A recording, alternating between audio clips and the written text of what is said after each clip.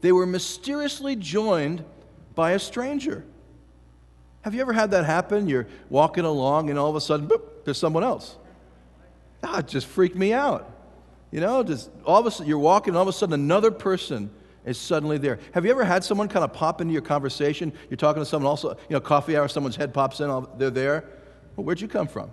I think this was part of the experience of Jesus, or these two guys. All of a sudden, there's a stranger there, some guy they didn't know. They're walking along a quiet road, and suddenly 2 becomes 3. The stranger begins to walk. Imagine if you're one of these 2 people. The stranger begins to walk with you. He keeps to your pace.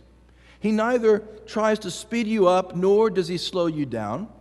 He doesn't sit you down. He doesn't tell you what you ought to do.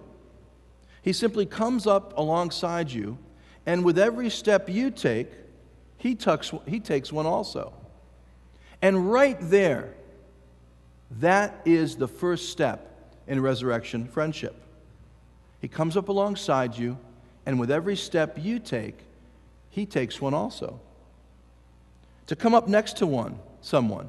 This is what Jesus was doing. Come up next to someone, to draw up alongside someone, to walk step for step with someone, not trying to change the direction, but simply just staying with them on their journey. That's the first step in resurrection friendship. What would it look like if you and I took this first friendship step with Jesus and started to put it into practice? It's amazing how, for me as pastor, when I'm going to preach on something, oftentimes during the week, some things happen that just give me new insight into the text that I'm preparing to preach on. And something happened yesterday. We were out at the breakfast at Pirate's Restaurant, and if you don't come to this breakfast, you ought to. It's a lot of fun, once a month. But yesterday we're at the church breakfast. Our waiter came up to me and said, "Pastor, the cook had heard that I was a pastor." The waiter probably went and said, "Oh, the pastor's here with the church." And so the waiter said, "The cook has heard you're here, and he has a question for you. And the question is, if Jesus is coming back, like we read in Scripture, why doesn't he just do it now and stop all the suffering that's going on?" So, I'm eating my eggs, and all of a sudden there's the biggest question in the world just comes flying out of the kitchen and is now on my plate. And so I think I gave some kind of an answer. I don't even remember what it was to the waiter, but I said, "Look, I'll talk to him. So let me talk to him and see where he's coming from." And so as the breakfast concluded, the waiter came up to me and said, "Let's go." So he grabs me and gets me in the kitchen. So I'm there in the kitchen, and we go in there, and he's just happy that I've come in there to talk to him. And so he asked me the question again, and I give him whatever answer I could give him at that point in a rush of a busy Saturday morning breakfast. And then I thought, well, let me take this another step. So I go and grab Nick. So I say, let me, to the waiter, I said, let me grab Nick and bring him in. So I grab Nick in, and I say, "Nick, this is Jose. Jose, this is Nick. And just, here's another one. Here's another person who believes in Jesus and who wants to come into your kitchen and meet you." And, this was not a big deal. And I really give the waiter a lot of credit because he made it all happen. But I think what mattered to Jose was not so much the answer that I gave, but that 2 people who believed in God were interested in him in the place that he worked. Very, very simple first step. You and I have come to know the risen Lord, and there are people all around us who need to experience resurrection in their lives. People who are hurting, people who are searching, people with questions, large and small. I wonder if you can think of someone who you could come up alongside of this week. Maybe someone at school, maybe someone at work, maybe someone that you run into in your daily business at the coffee shop. Get to know them. Walk with them. Start to be a friend. Maybe there's someone that you've always been curious about. Start a conversation. The next step Jesus takes in resurrection friendship as he begins to walk alongside them is to find out how they're doing. He gently probes to find out what their story is. Jesus is interested in how these 2 people who followed him all over the country are processing the crazy events of the past week. Luke mentions that their faces look sad. And no doubt Jesus noticed this too.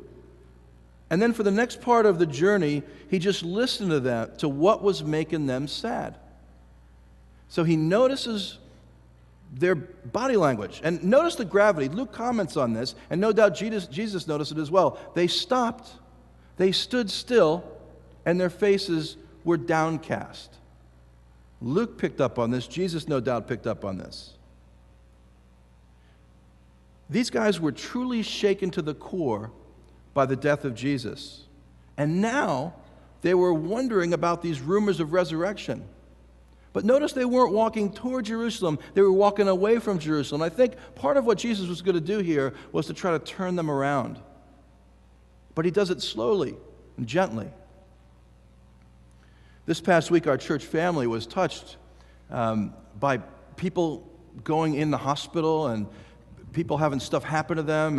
And Nancy Stallsworth's mom passed away, Eula, and we're going to be celebrating her life next Sunday at a service at 12 o'clock here. And Eula lived a good, long life. But in the midst of sadness for Eula, there was this sense of relief that now she's with Jesus. And also that she's reunited with her husband. There was thanksgiving amidst the sadness as family members shared about the people and activities that made her long life so rich and rewarding. And we just pray that a lot of that comes out at the celebration of her life next week. Also this week, another family came to us looking for help. We got a call that a wife had lost her 28-year-old husband, and 3 young boys had lost their daddy in a motorcycle accident. And this was a different kind of loss, to be sure. This is not someone who lived a long life. This is someone whose life was cut short. And the family came to meet with us, and they were broken, and they were hurting.